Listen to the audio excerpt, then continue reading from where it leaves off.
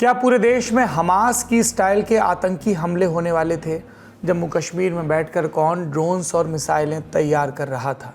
और Delhi car bomb धमाके से इसका क्या कनेक्शन निकला? आज के शो में इस पर विस्तार से बात करेंगे। बताएंगे कि फिदायीन हमलावर उमर नबी के नए वीडियो से क्या खुलासे हुए, हमले के दिन उसके रूट में कौन सी लोकेशन ऐड हुई। बात लोकेशन की तो फरीदाबाद की अल फलाह यूनिवर्सिटी का भी जिक्र आएगा, जिसके 25 ठिकानों पर ईडी ने रेड मारी और इसमें गड़बड़ियों के प्राथमिक सबूत मिले हैं। एक्शन की तैयारी हो रही है। इससे इतर माओवाद के खिलाफ लड़ाई में आज एक बड़ी सफलता मिली। 1 करोड़ से ज़्यादा के इनामी माओवादी कमांडर मांडवी हिडमा का अंत हो गया। इस ऑपरेशन के डिटेल्स आपको बताएंगे और ये भी कि और किन बड़े नक्सलियों ने सरेंडर किया है। इनसे इतर बिहार, जहां प्रशांत किशोर ने राजनीति छोड़ दूंगा वाले चैलेंज पर अब नए नियम और शर्तें लागू तेजी से पढ़ दिए हैं। बिहार चुनाव के नतीजों को लेकर कुछ आरोप भी लगाए। उधर बीजेपी और जेडीयू के बीच स्पीकर के पद को लेकर रस्साकशी चल रही है और कांग्रेस उसने नए सिरे से मंथन किया है। नमस्कार, सौरभ द्विवेदी नाम है हमारा और आप देखना शुरू कर चुके हैं Lalan top show. Brought to you by Raj Niwas Premium Elaichi, Saluja Gold and Sensodyne K.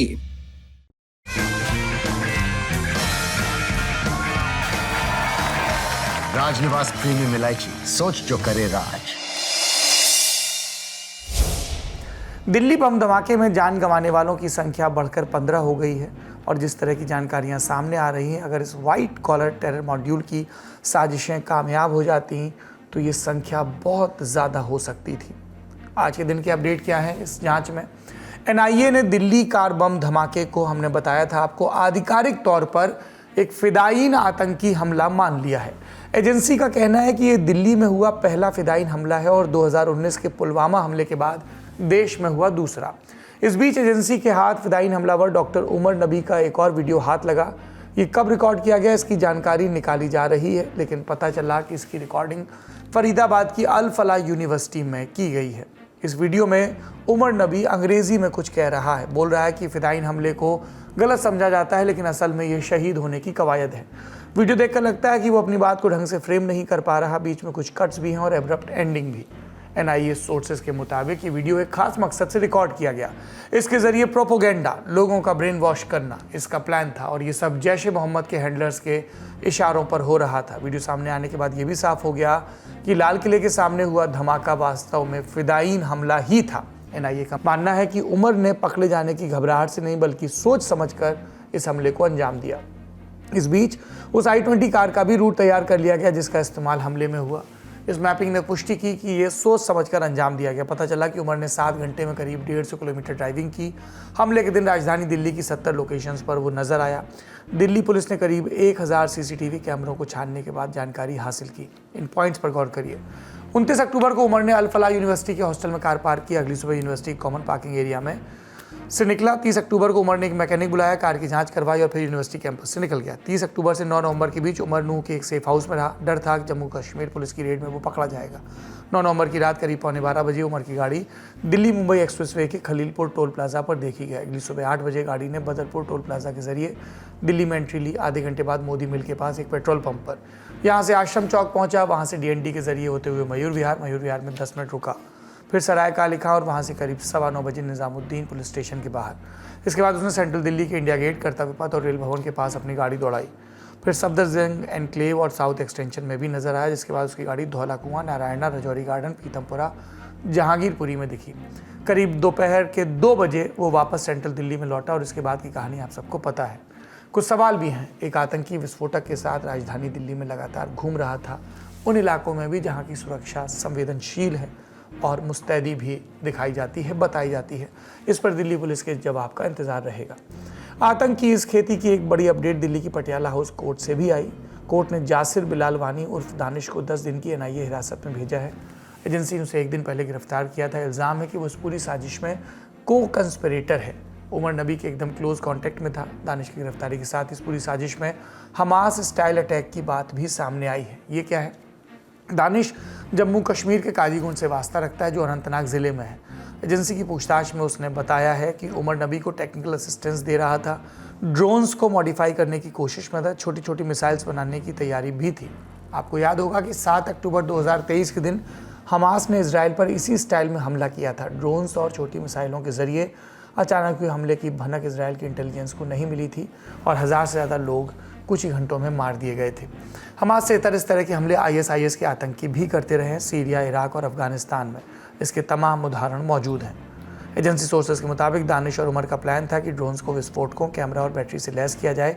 भीड़ वाली जगहों पर इनके जरिए विस्फोटक गिराए जाएं और तबाही के वीडियो भी बनाए जाएं।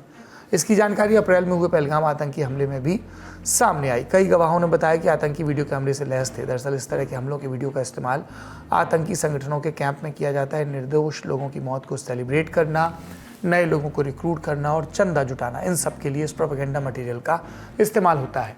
जानकारी के मुताबिक दानिश भी पढ़ा लिखा है, पॉलिटिकल साइंस ग्रेजुएट है। 2024 के अक्टूबर में उसकी मुलाकात उमर से हुई। कुलगाम के एक मस्जिद में दोनों मिले और तब उमर ने दानिश को फरीदाबाद आने के लिए कहा। दानिश और उमर के लिंक पर और जानकारी दे रहे हैं साथी पत्रकार।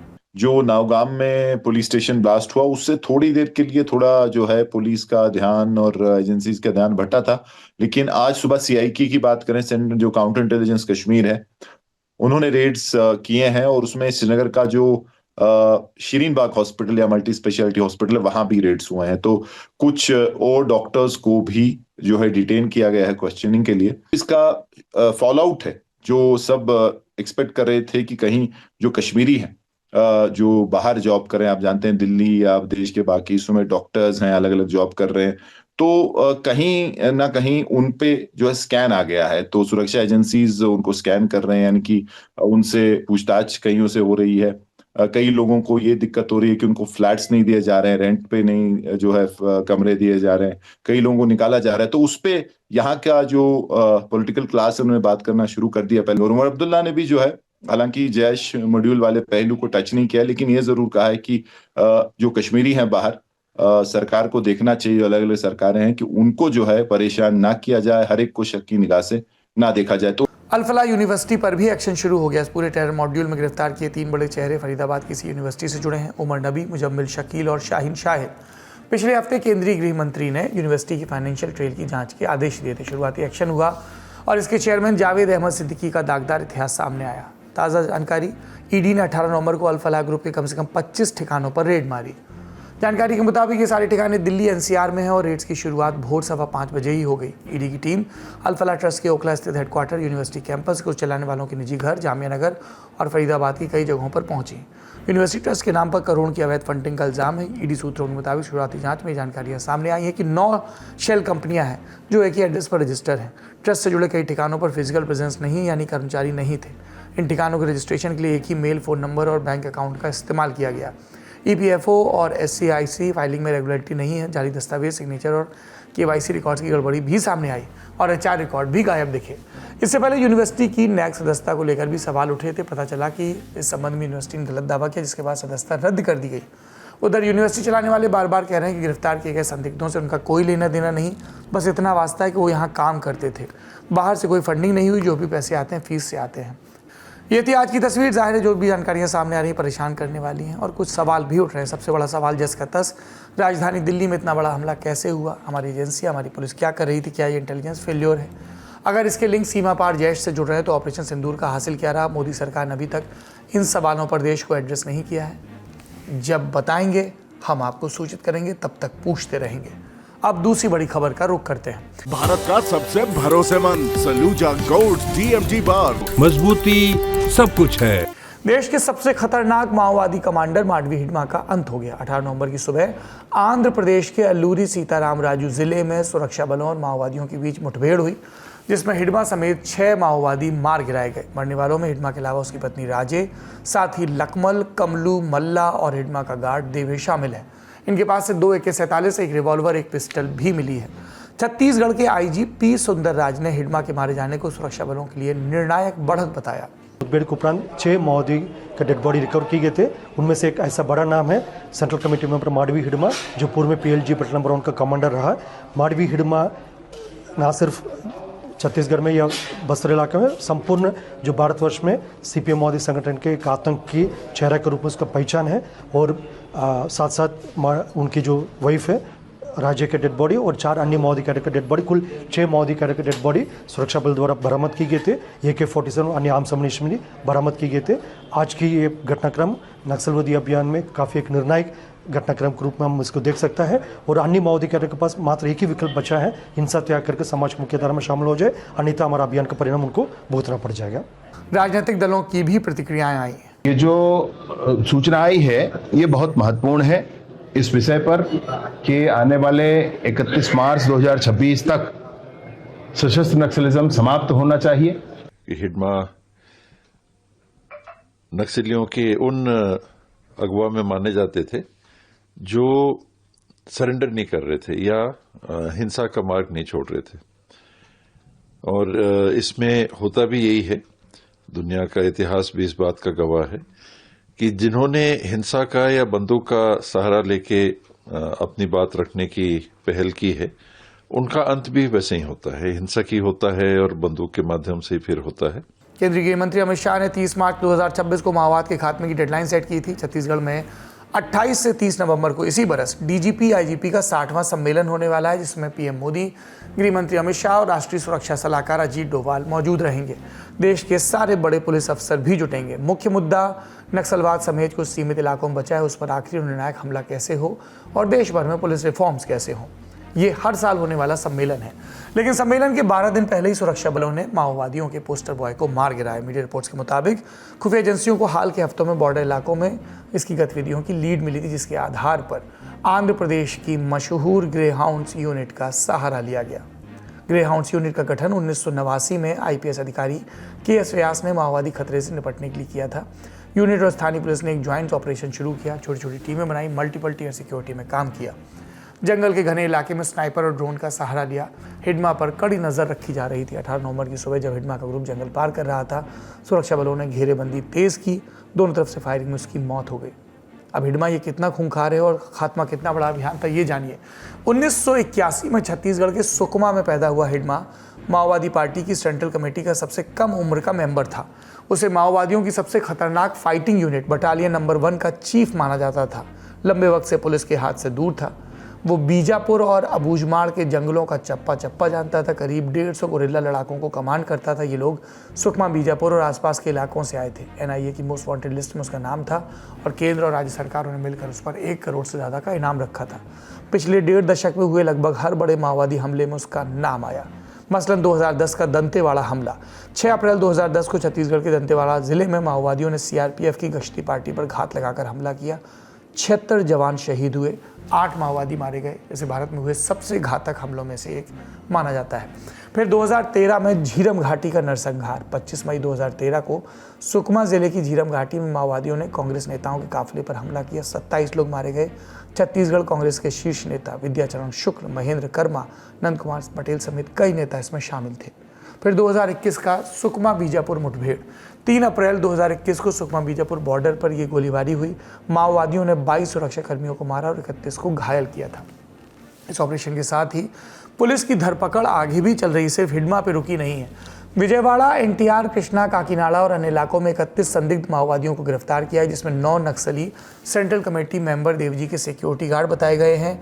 देवजी को भी गिरफ्तार कर लिया गया है। ये भी एक खूंखार माओवादी कमांडर है। हिडमा का मारा जाना और देवजी का पकड़ा जाना माओवादियों के लिए आखिरी बड़ा झटका है। जड़ से खत्म करने के लिए अब कितना काम बाकी है, ये भी जानते हैं एक्सपर्ट से। सरकार के लिए सबसे बड़ी चुनौती ही यही थी। बसव राजू के मारे जाने के बाद भी यही सवाल था कि बसव राजू तो मारा गया, 8 से 9 सेंट्रल कमेटी के सदस्य भी मारे गए, लेकिन हिडमा का क्या होगा? क्योंकि जब तक हिडमा जिंदा है, इस बात को सोच पाना काफ़ी कठिन था कि क्या माओवाद संगठन खत्म हो पाएगा। अब जो है सरकार के लिए चुनौती बहुत कम नगण्य हो गई है, लेकिन अभी भी माओवादियों को ख़त्म करना सरकार के लिए चुनौती कम हो गई है। माओवाद खत्म कब होगा, ये अभी भी बड़ा सवाल है, क्योंकि ये एक विचारधारा है। तेलंगाना में आज भी जब सेंट्रल कमेटी या बड़े स्तर के माओवादी नेता मारे जाते हैं तो देखा जाता है जब उनके अंतिम संस्कार किया जाता है उनके घर में, उनके पैतृक निवास में, तो वहाँ पर भी जो भीड़ उमड़ कर आती है वो भीड़ उस विचारधारा को मानने वाली भीड़ होती है, जो माओवाद के समर्थन में होती है, और वो इन्हें मारा गया या ढेर नहीं मानते बल्कि क्रांतिकारी और शहीद मानते हैं। तो विचारधारा कैसे खत्म होगी, ये अभी भी सरकार के लिए बड़ी चुनौती है। ये रही पूरी तस्वीर देश की सुरक्षा से जुड़े 2 मसलों पर अब तक के अपडेट्स। अब सुर्खियों की बारी। अभी लेके आए सेंसोडेंट के टूथ का करंट गॉन तो लाइफ का करंट ऑन। बिहार चुनाव में बुरी तरह हारने के 4 दिन बाद प्रशांत किशोर जनता से मुखातिब हुए। सबके मन में उनका चुनाव के दौरान दिया बड़ा दावा था कि जेडीयू की 25 से ज्यादा सीटें आई तो राजनीति छोड़ देंगे। 25 छोड़िए, जेडीयू को 85 सीटें मिली। लिहाजा पीके से उनके दावे को लेकर सवाल किए गए, जवाब भी आया। बोले अपनी उस बात पर बिल्कुल कायम है, अगर नीतीश कुमार की सरकार ने ये वोट नहीं खरीदे तो मैं राजनीति से संन्यास ले लूंगा। प्रशांत किशोर के इस बयान पर काउंटर भी आया। पूछा गया कि ये वाली शर्त पहले क्यों नहीं बताई तो पीके बोले मैं किस पद पर हूं कि इस्तीफा दे दूं, मैंने ये तो नहीं कहा था कि बिहार छोड़कर चला जाऊंगा। आपने सवाल किया है, जायज बात है। आपने कहा था कि 25 से ज्यादा आएगा तो आप संन्यास ले लेंगे। तो भैया किस पद पर हैं जिससे मैं इस्तीफा दे दूं? अगर किसी पद पर हैं, ये तो नहीं कहा था कि बिहार छोड़कर चले जाएंगे, बिहार में रहेंगे और राजनीति नहीं। बिल्कुल बिल्कुल, अरे भाई बिल्कुल, एक मिनट, बिल्कुल राजनीति छोड़ देंगे। राजनीति छोड़े हुए हैं, हम तो राजनीति करते ही नहीं हैं। लेकिन ये नहीं कहा है ना कि बिहार के लोगों की बात कहना छोड़ देंगे, ये तो नहीं कहा है। ये तो हुई रणनीतिकार से राजनेता बने प्रशांत किशोर की बात। अब उनकी बात जो बिहार चुनाव में जीते। प्रचंड बहुमत से चुनाव जीतने वाली एनडीए ने अब नई सरकार के गठन के लिए माथापच्ची शुरू कर दी। दिल्ली से रोड मैप तैयार हो रहा है। बीजेपी की संसदीय बोर्ड ने राज्य में विधायक दल के नेता चुनाव की तैयारी शुरू कर दी। यूपी के डिप्टी सीएम केशव प्रसाद मौर्य को केंद्रीय पर्यवेक्षक बनाया है। केशव प्रसाद मौर्य धर्मेंद्र प्रधान के साथ बिहार में भाजपा के चुनाव के लिए उप प्रभारी भी थे। खबरों की माने तो बीजेपी के गया से निर्वाचित विधायक प्रेम कुमार को स्पीकर बनाया जा सकता है। आज उन्होंने डिप्टी सीएम विजय सिन्हा समेत कई नेताओं से मुलाकात की। कल यानी 19 नवंबर को अमित शाह पटना पहुंच रहे हैं, नीतीश कुमार से मिलेंगे और 19 नवंबर को ही विधानसभा के डिसॉल्व होने की भी खबर है। दोनों नेताओं के बीच सरकार गठन को लेकर अहम बातचीत हो सकती है। गरारी डिप्टी सीएम समेत मंत्री पद के फॉर्मूले पर फिलहाल फंसी हुई है। उधर कांग्रेस की बात करें तो बिहार चुनाव में पार्टी विरोधी बयानबाजी के आरोप में 43 नेताओं को नोटिस जारी किया। 12 बजे तक 21 नवंबर तक जवाब नहीं मिला तो प्राथमिक सदस्यता से 6 साल के लिए निकाल दिया जाएगा। इन नेताओं में पूर्व मंत्री आफाक आलम और वीणा शाही और पूर्व विधायक छत्रपति यादव भी शामिल हैं। दूसरी सुर्खी कांग्रेस और एसआईआर से जुड़ी है। कांग्रेस ने एसआईआर को लेकर आयोग पर निशाना साधा, आयोग की बदनीयत बताया और बीजेपी के साये में काम करने का नए सिरे से इल्जाम लगाया। शीर्ष नेताओं के साथ दिल्ली के इंदिरा भवन में आज बैठक हुई। कांग्रेस अध्यक्ष मल्लिकार्जुन खड़गे, नेता प्रतिपक्ष राहुल गांधी समेत कई लोग शामिल हुए। कांग्रेस का कहना है कि 12 राज्यों में हो रहा है एसआईआर, पूरे देश में इसको लेकर गुस्सा है और इसके विरोध में पार्टी दिसंबर के पहले हफ्ते में दिल्ली में एक बड़ी रैली करेगी। खड़गे ने एक्स पर लिखा, हमें पूरा भरोसा है कि बीजेपी वोट चोरी के लिए एसआईआर प्रक्रिया को हथियार बनाने की कोशिश कर रही है। अगर आयोग इस पर ध्यान नहीं देता तो ये विफलता केवल प्रशासनिक नहीं बल्कि चुप्पी की मिली भगत भी है। बिहार के बाद देश के दूसरे राज्यों में एसआईआर को लेकर राजनीतिक सरगर्मी बढ़ रही है। पश्चिम बंगाल, तमिलनाडु, केरल फोकस में है। यहाँ की सरकारें सुप्रीम कोर्ट की दहलीज पर भी पहुंच गई हैं। इस पर भी आपको अपडेट देते रहेंगे। दिन की बाकी सुर्खियों के लिए रुक करते हैं न्यूज रूम का। गैंगस्टर लॉरेंस बिश्नोई का भाई अनमोल, उसे अमेरिका से भारत लाया जा रहा है और 19 नवंबर को उसके भारत पहुंचने की उम्मीद है। अनमोल पर एनसीपी के नेता बाबा सिद्दीकी और पंजाबी सिंगर सिद्धू मूसेवाला के मर्डर का आरोप है। अनमोल का नाम एक्टर सलमान खान के घर पर फायरिंग केस में भी सामने आया था। मीडिया रिपोर्ट्स में यह दावा किया गया है कि अमेरिकी गृह सुरक्षा विभाग ने बाबा सिद्दीकी के बेटे जिशान सिद्दीकी को ईमेल भेजकर अनमोल के डिपोर्टेशन की जानकारी दी है, जिसमें लिखा है कि ये ईमेल आपको सूचित करने के लिए है कि अनमोल बिश्नोई को फेडरल गवर्नमेंट ने अमेरिका से निकाल दिया है। अपराधी को 18 नवंबर 2025 को डिपोर्ट कर दिया जाएगा। अनमोल को पिछले साल नवंबर में अमेरिकी पुलिस ने गिरफ्तार किया था। उस पर अमेरिका में अवैध तरीके से प्रवेश करने का आरोप है। अनमोल को भारत की खुफिया जांच एजेंसी एनआईए ने भी ढूंढ रही थी और उस पर 10 लाख रुपए का इनाम रखा है। आज का ललन टॉप शो यहीं समाप्त होता है। अपना और अपनों का ख्याल रखिए। लेकिन आखिरी में एक और बात, आज तारीख है 18 नवंबर। हम आपको शुरुआत में दिल्ली की कहानी बता रहे थे जहां पर हुआ एक फिदायीन हमला, लेकिन इसी दिल्ली में जब बरतानिया हुकूमत के ज़माने में एक हमला हुआ तो पूरे देश में उत्साह की लहर हुई थी। सेंट्रल असेंबली जो आज की पार्लियामेंट है उसमें कुछ बम फेंके गए थे और कुछ पॉलिटिकल पैम्फलेट। बम फेंकने वालों ने अपनी गिरफ्तारी भी दी थी। नाम था भगत सिंह और बटुकेश्वर दत्त। भगत सिंह पर तो बहुत बात होती है, होनी भी चाहिए, शहीद आज़म है। बटुकेश्वर दत्त पे कम बात होती है। बटुकेश्वर दत्त गिरफ्तार किए गए, अलग अलग हिस्सों में जेल में रखे गए लंबे समय तक। जेल से छूटे तो फिर क्विट इंडिया मूवमेंट के दौरान नए सिरे से गिरफ्तारी हुई। आज़ादी मिलने के बाद बटुकेश्वर दत्त पटना में सेटल हो गए। बाद में सरकार को लगा कि उनके लिए कुछ करना चाहिए, कोल डिपो दे दिया गया, लेकिन वहाँ पर भी आर्थिक तंगी आड़े आती रही। बाद में डॉक्टर राजेंद्र प्रसाद के कहने पर कुछ महीनों के लिए बटुकेश्वर दत्त को विधान परिषद में भेजा गया। अपने आखिरी दिनों में उनकी सेहत बहुत ख़राब रही, दिल्ली के एम्स अस्पताल में भर्ती रहे और तब ज़रूर नेताओं का जमावड़ा लगा रहा। ये देश अपने शहीदों को भूलता जा रहा है। हमें और आपको याद रखना है कि जो गुजरे उनके कोई व्यक्तिगत स्वार्थ नहीं थे। ललन टॉप बटुकेश्वर दत्त की स्मृति को उनके जन्मदिन के दिन प्रणाम करता है। और ये जानकारी हमें कैसे मिली? भगत सिंह और उनके साथियों पर बहुत विस्तार से काम किया है पंजाबी यूनिवर्सिटी पटियाला और उसके बाद जवाहरलाल नेहरू यूनिवर्सिटी में प्रोफेसर रहे प्रोफेसर चमन लाल ने। आपको प्रोफेसर चमन लाल के भगत सिंह और उनके साथियों के दस्तावेज खोज कर पढ़ने चाहिए। आज उन्होंने विस्तार से द हिंदू अखबार में बटुकेश्वर दत्त के बारे में लिखा है। अपना और अपनों का ख्याल रखिए। इसी के साथ बुलेटिन समाप्त होता है। ललन टॉप अड्डे में आपका इंतजार रहेगा। ये हो रहा है दिल्ली के मेजर ध्यानचंद नेशनल स्टेडियम में 21, 22 और 23 नवंबर को। आज आपको ये ललन टॉप शो के डिस्क्रिप्शन में टिकट के लिंक मिल जाएंगे, आप आइए, आपका इंतजार रहेगा। शुक्रिया, शुभ रात्रि। मरे जा रहे हम गर्मी में, हाय बालमा मरे जा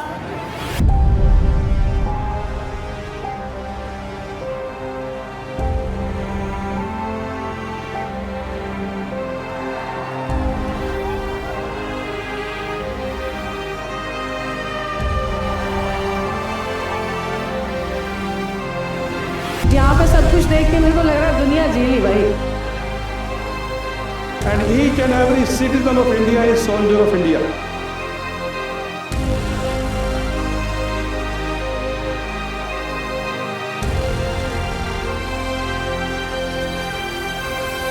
जलवा है हमारा यहाँ। फिर जमेगा अड्डा, फिर आपके बीच होंगे आपके पसंदीदा सितारे। 21 से 23 नवंबर मेजर ध्यानचंद नेशनल स्टेडियम, नई दिल्ली। 3 दिनों के ना भूलने वाले अनुभव के लिए तैयार हो जाइए। आइए ललन टॉप अड्डा में और बनाइए यादें जो रहेंगी हमेशा। टिकट बुक करें डिस्क्रिप्शन में दिए लिंक से। कोड इस्तेमाल करें LT200 और पाएं 200 रुपए की छूट।